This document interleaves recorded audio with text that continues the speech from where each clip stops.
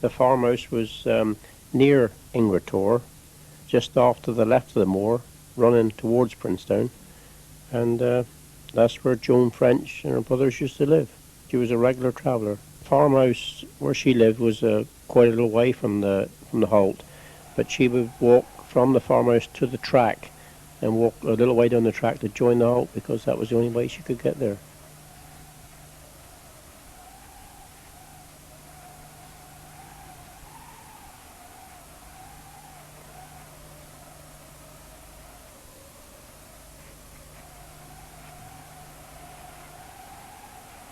They used to go to Princetown to do their shopping, and once a week they would go to Tavistock, usually on a Friday because that was market day.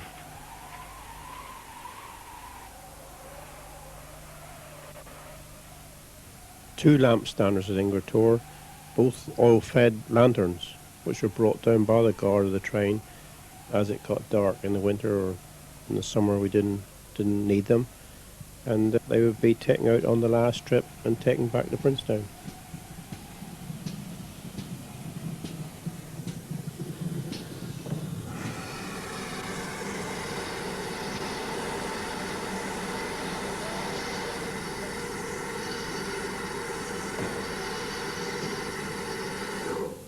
It was just a thing that you always brought up to do, like, you know, open doors, shut doors, generally look after the passengers.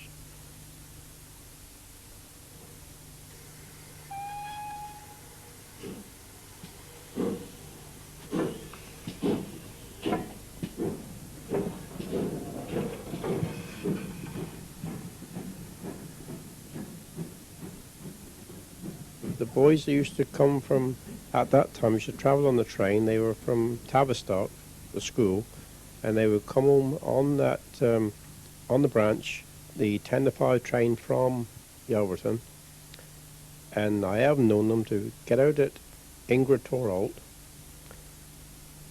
and they would run across the moor, and by the time we got to King Tor Halt, they would be waiting for the train. And that's quite some way across the moor. In the summer, yes, you'd be very popular for tourists. They used to go up and back just for the ride, and perhaps get out at the halt and do a bit of filming, and back on the train again and take a film of the train, and these fanatics, you know. And then they would return to Plymouth and pick up the train back to wherever they were staying to. I never liked working on the 45 class engine, or the tanks always leaked for a start, and you could only stand up, and you used to stand up with your tummy up against the side, and you always finish up by being leaking wet. But it wasn't hard work, but it was interesting because you worked with men that were on the branch regular, like, you know, and they knew every trick of the trade. They knew it all, and you fitted in with them, like, you know, you learned with them. The engines were never cold, never. No matter how cold it was outside, it was always lovely and warm in the cab of a 45. The wires on the telegraph post would be the size of your arm, because the fog that came down as well, it would freeze, and that was known as a Hamel frost. And the weight of the ice on the wires would pull the poles down. I've seen that happen. I've been up there every morning, went by the first train out of Princetown, and the coupling of the coach, or the engine then, has been just one solid block of ice. We had to break that up then with the coal pick off the engine to get him up onto the coach, to couple him up. I think the bus service went about once a day. Of course, once the roads were bad, the buses weren't entertained at all.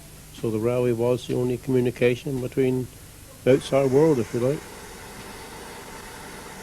I think it'd be very popular now if they'd remained open, because they could have ran diesel units over there without any cost as regards staffing, and all they would have needed would have been a signalman at Yelverton to operate the points Yelverton to Plymouth.